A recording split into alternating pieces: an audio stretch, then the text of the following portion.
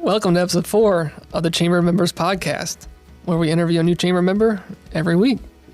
During this episode, we'll have a business tip of the week, Chamber announcement, and an interview with our co-host, Sean, from SBS Consulting Systems.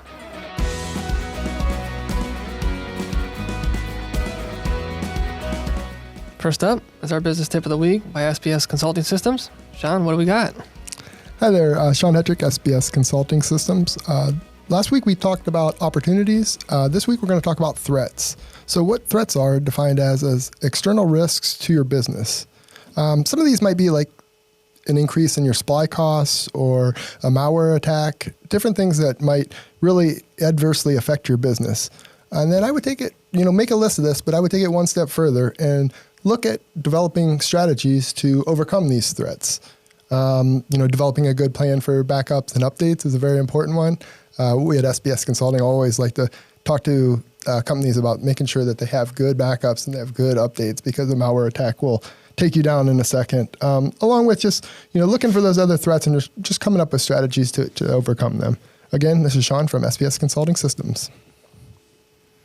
Sean, thanks for the tip of the week. Yeah. For those of you who don't know Sean yet, he's the owner of the SBS Consulting Systems. His office is located just south of Canton, but he's able to service pretty much all of Northeast Ohio, right? Yeah, actually. Yep, all Northeast Ohio. I even have a couple clients outside of the state too. Nice. So wherever the job takes me. The flexibility of remote work. You gotta love it. Exactly, yeah, yep. Sean, I know we've talked many times before. I know you stepped out on your own and launched SBS Consulting Systems 3 years ago. Can you kind of walk us through your IT career and give us some insight of how you knew it was time to start your own company? Sure, absolutely. So really the best way is to kind of give you a history of me, because the company really revolves around my business experience and kind of what I've learned over the years. So I started off, I was a graduate of Minerva High School in 1996, and I went to Kent State University and got my undergraduate in business administration. As I was graduating in business administration, I realized that I did not know enough about computers. So I started to take jobs in the IT industry. Mm-hmm. So I took a couple jobs with companies that did like point of sales computer systems, where I would set up the systems, configure them, make sure that they work for like Advanced Auto Parts, Subway, those type of things in the early 2000s. I also did system installs and refreshes for companies like State Farm and Disney and a couple other, Burberry, a couple other companies like that. And that really helped give me an understanding of like the different areas of IT, understanding hardware, software, and kind of how systems are developed and put together. Then I decided I wanted to take it a step further, and I got my first job at Jones Day Law Firm in Cleveland. It's a large global law firm that's headquartered out of Cleveland.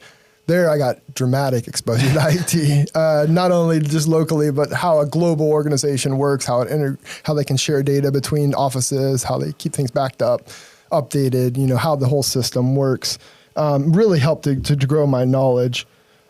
At that same time, I finished up my MBA at Cleveland State. So I really started to get some more understanding of business and really how business worked. Around that time, which would have been about 2001, my parents had purchased a business in Minerva, Ohio, and it was struggling. So I built an e-commerce website for them, put about 1,500 of their products online. Wow. Was doing the infancy of AdWords out there, pay-per-clicks out there in the world, and we sold products all over. We'd like tripled business doing that way. But realized that I still needed to be there to kind of do other things for the business. And that's where I really started to learn some of the systems development and process improvement things, because I would go down there and I stuck my head in QuickBooks, stuck my head in their inventory process and, their expenses, categorizing expenses, figuring out what product lines are selling, which ones aren't, and really developing reporting for that. And really got involved there and helped grow that business, took it from dramatically negative to positive in a couple of years, which was great for me personally, because it gave me some confidence in what I was doing and how it was going. So then I started to get involved in the area in Minerva, started to go to different groups and talk to people about the area. The area was really struggling. It's a small community, and at that point in time, the downtown was pretty empty.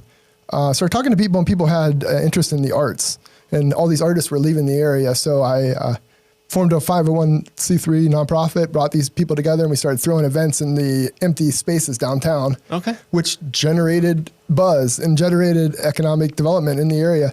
Now there's a full-time theater downtown. The whole downtown is filled. It's multiple restaurants, bars, brewery. Yeah. There's an old theater that they just renovated. So it really made economic growth happen. But I saw about 2008, 2009, the collapse. I was Yeah. I We all was in felt it. Yeah, exactly. So I went back in and I started working again for Squires, Sanders, and Dempsey, which now is Squires, Patton Boggs, another law firm, global law firm in Cleveland, doing IT again, getting into that, really understanding that, and decided I wanted to change after about 6 years there, and got a job with an environmental company in Canal Fulton. Started off as their network administrator and then ended up being their controller within a year. They were about $7 million, about 45 employees. We grew from 7 to 10 million just in a couple of years, and I built these systems that helped them automate and streamline processes within their business, things they were doing paper and pencil. Yeah. It's really important to get the accurate data, And to be able to process things efficiently and quickly, because for them to grow without having to add staff, you have to be able to process things quickly. You have to be able to invoice quickly. You have to be able to process accounts payable quickly. You have to be able to look at profitability reports quickly where you're not spending all your time developing these reports. So we developed all these systems to do this really quickly. And they went from like 7 million to 10 million, didn't have to add administrative staff because of the systems that were in place. Yeah, it's a huge value to the company. Yeah, definitely. Helped them go through a buyout of their original owner and then just decided that I think I can do this on my own.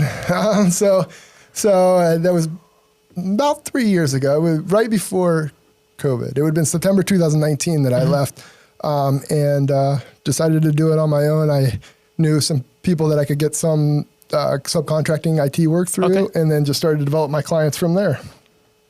And it's all history from there, I guess. It's amazing. Yeah, when I think IT, I'm like, I know how to work my iPhone, barely.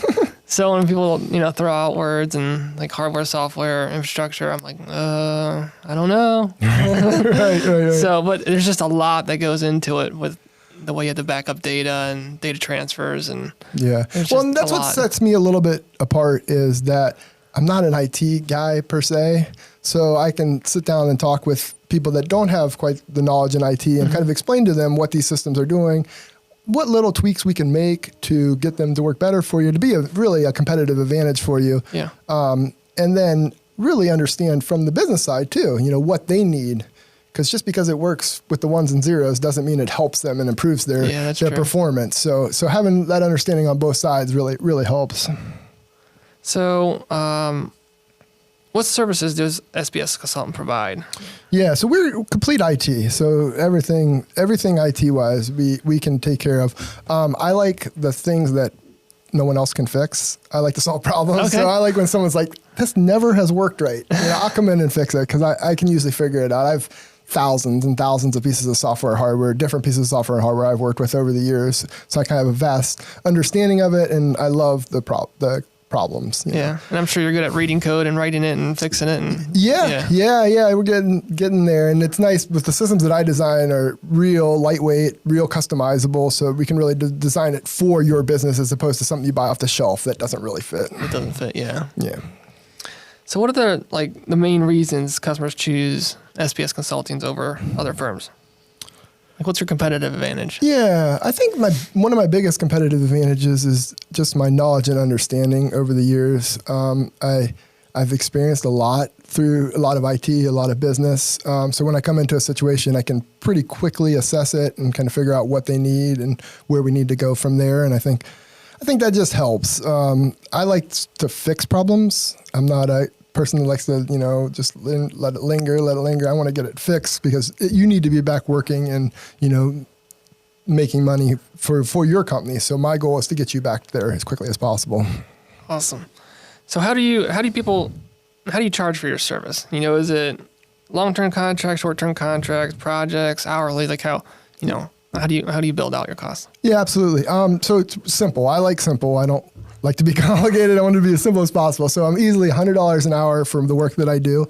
Although if we do projects, if we decide we want to build a system or we want to come in and do a server upgrade or network upgrade, I give a quote for that. Okay. Along with I have a general services agreement and certificate of insurance and all that kind of stuff just to kind of legitimize it or give it some legal backing too.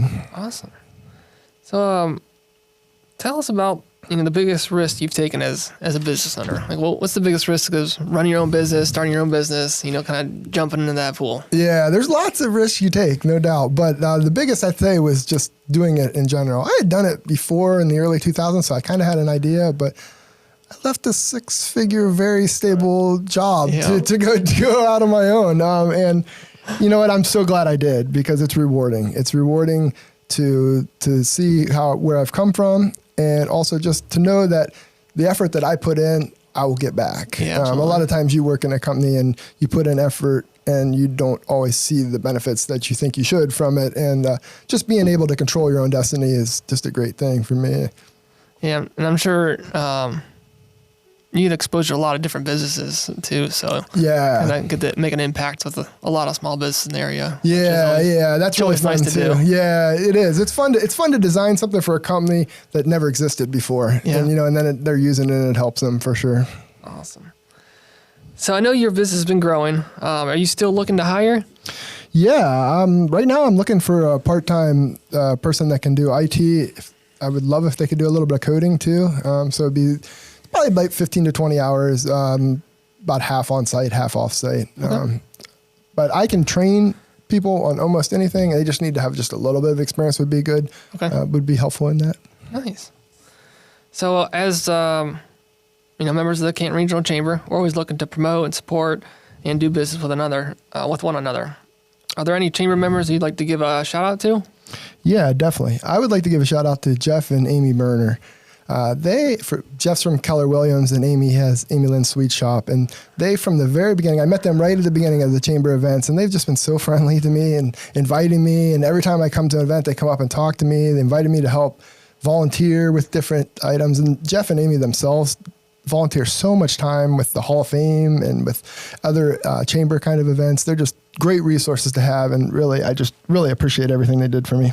Yeah, it makes a big difference. I know, like most people probably, it's nervous to you come into a tip club and it's like, I'm the new guy in a group of 20 and you don't know who to talk to and everybody's already having conversations. So it's nice to have people that, can draw you in like that and absolutely, and, make you feel comfortable. Cause we're all here to, to support each other and network, especially all the tip clubs.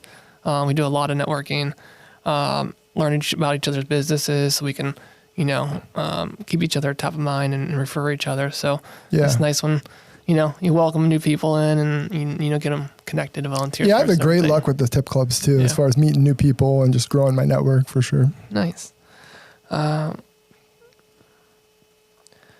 So, that's pretty much it for the podcast today. I'd really enjoyed kind of learning more about your background and your experience in IT and kind of all the services you provide. And I'm grateful to have a IT guru on my team for this podcast. For sure. I was like, I don't know how to, post something on YouTube. So I was like, I'll get that done. No, all done. Time release everything. I was like, okay, good. Not my forte. Excellent. Yeah, nope. I'm happy to provide. So up next are chamber announcements. First, we're going to focus on July 12th. We have a Business After Hours hosted by Drive Social. The event's going to be held at the Cast Iron Bar and Grill in Canal Fulton. I think last time we had like 60, 70 people. I think it was closer to 100. 100, it was a lot. The Comedy Club, Crockpot Comedy Club. Yeah. It was a lot of fun. Entertaining, great food. It was good. The comedian was hilarious. And food's always good. That's the reason to go too, is for the food and for just the social aspect of it. Because it's really good to meet people outside of just the tips or just at your office, just to kind of get to know them a little bit more. Yeah. Yep. And then July 19th, we're going to have another Quick Connect. And this one's going to be at a breakfast. So it's going to be at the Embassy Suites in North Canton. I think last time it was close to like 80 people. So make sure you sign up for that. Breakfasts are nice because you can, kind of get your day started with some nice speaker and some good food, and then you can finish out your day. So and it's usually a little bit different crowd than the lunch one too. So you draw some different people. Yeah, for sure. All right. Well, that wraps up our show. Thanks for listening, and we'll see you next week. Thank you.